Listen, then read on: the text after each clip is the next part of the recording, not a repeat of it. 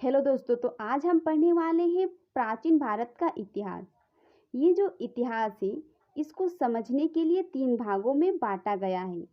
प्राग ऐतिहासिक काल, आद्र ऐतिहासिक काल और ऐतिहासिक काल। ये जो प्राग ऐतिहासिक काल है इसके बारे में हम पढ़ चुके हैं। आज हम पढ़ने वाले हैं आद्र ऐतिहासिक काल। इसमें मानव लिपि से तो परिचित थे, मतलब वह लिख तो सकते थे पर उसे कोई पढ़ नहीं सका। जैसे कि हड़प्पा सभ्यता, सिंधु घाटी सभ्यता। तो ये जो सिंधु घाटी सभ्यता का विकास जो हुआ था यह 2500 ईसा पूर्व से 1750 ईसा पूर्व मानी जाती है। ये जो सिंधु घाटी सभ्यता है यह विश्व की सबसे पहली नगरीय सभ्यता थी। सिंधु घाटी सभ्यता क्या थी? विश्व की सबसे पहले नगरीय सभ्यता थी। ये चार्ल्स मेंस ने सर्वप्रथम 1826 ईस्वी में इसकी जानकारी दी थी। चार्ल्स मेन जो एक व्यक्ति थे सिंधु घाटी सभ्यता के बारे में जानकारी 1826 में दिए थे। 1921 ईस्वी में तत्कालीन भारतीय पुरातत्व सर्वेक्षण विभाग के महानिदेशक सर जॉन मार्शल के समय राय बहादुर दयाराम साहनी ने हड़प्पा सभ्यता की खोज की थी। तो 1921 में हड़प्पा की खोज किसने किया था? तो राय बहादुर दयाराम साहनी ने। उस समय उसके महानिदेशक थे सर जॉन मार्शल। सिंधु सभ्यता का विस्तार, मतलब सिंधु सभ्यता कहाँ से कहाँ तक फैला हुआ था? तो उत्तर में मांडा, जम्मू कश्मीर तक फैला हुआ था। पूर्वी सीमा में आलमगीरपुर उत्तर प्रदेश तक फैला हुआ था, जबकि दक्षिण सीमा में देमाबाद महाराष्ट्र तक फैला हुआ था। जबकि पश्चिमी सीमा में सुतकागेदोर बलूचिस्तान जो पाकिस्तान का एक हिस्सा है वहाँ तक फैला हुआ था। जो सिंधु सभ्यता की नगर थी वह विश्व के प्राचीन सुनियोजित नगर थी। हड़प्पा और मोहनजोदड़ो में मकान के निर्माण में सामान्य पक्की ईंटों का प्रयोग किया गया था। पक्की ईंटों का प्रयोग कहाँ किया गया था? तो हड़प्पा और मोहनजोदड़ो के मकान के निर्माण में।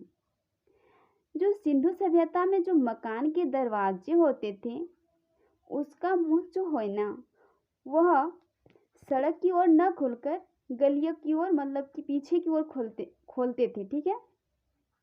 और सिंधु सभ्यता में सर्वाधिक चौड़ी सड़क मोहनजोदड़ो से ही प्राप्त हुए हैं, जिसकी चौड़ाई लगभग 10 मीटर आंकी गई है। सामान्यतः मकानों में सिंधु सभ्यता के जो मकान थे ना उसमें 4-5 कमरे बनाए गए थे। आंगन थे, रसोई घर, स्नान घर और बड़े लोगों के घर में शौचालय भी होते थे। और जो नालियाँ होती थी उस टाइम वो नालियाँ ढकी हुई रहती थी। मतलब आपको समझ में आ ही जाता होगा कि उस टाइम भी जो लोग थे ना बहुत ही फैसिलिटी के रहने वाले थे। तब ना 5-4 कमरे होते थे, शौचालय घर होती थी। तो आप हम पढ़ने वाले हैं हड़प्पा सभ्यता। इसका जो विकास हुआ था 1921 में हुआ था। दयाराम साहनी ने हड़प्पा की खोज की थी और उसके साथ माधव स्वरूप भी थे। और ये जो हड़प्पा है वर्तमान में पाकिस्तान के रावी नदी के किनारे में बसा है। ये जो हड़प्पा है इसकी खुदाई से हमें बहुत सारे वस्तु मिले हैं, जैसे कि श्रमिक आवास, अन्ना नगर, लकड़ी का ताबूक, RH-37 कब्रिस्तान। ये जो RH-37 कब्रिस्तान है हाल ही में, मतलब एग्ज़ाम हुआ था SSC GD का, उसमें पूछा गया था।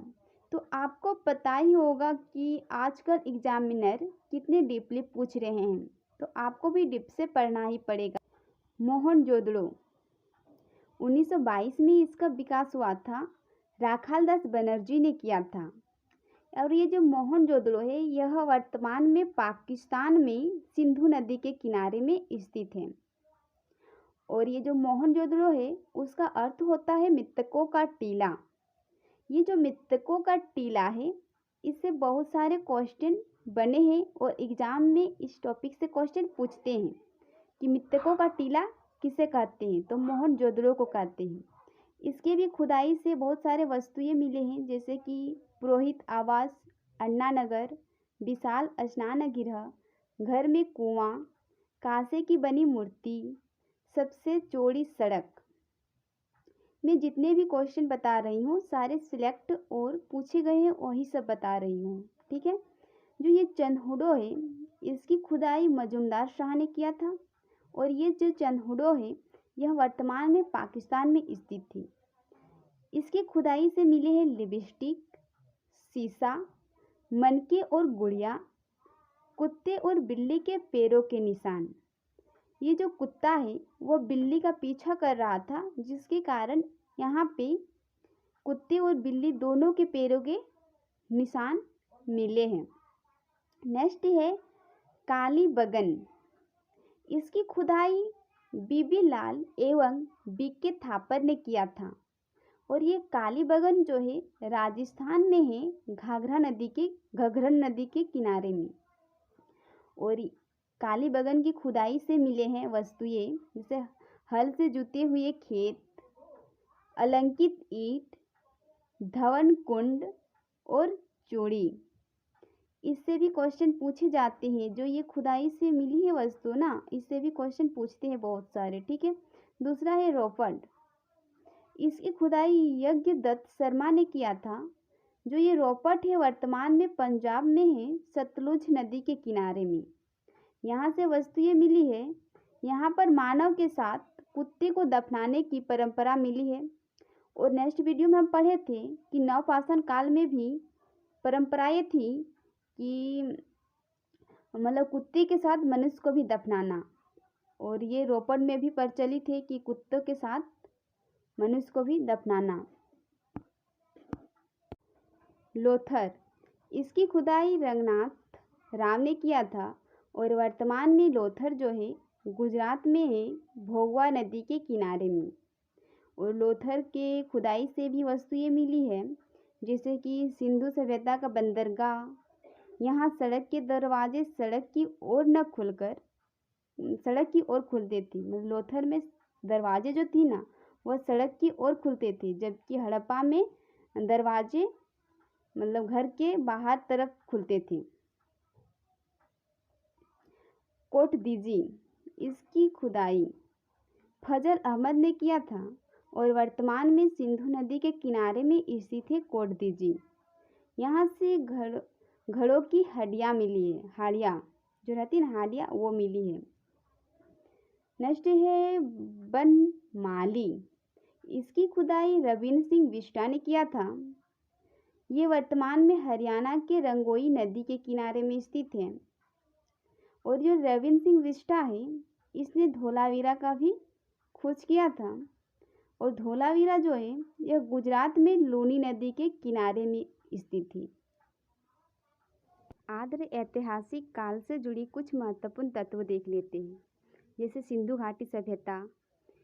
सिंधु घाटी सभ्यता के लोग कृषि भी करते थे, पशुपालन भी करते थे और उसका मुख्य व्यवसाय व्यापार था। दूसरा है सिंधु सभ्यता को हड़प्पा सभ्यता, सेठ सभ्यता, कासीन युगीन सभ्यता भी कहते थे।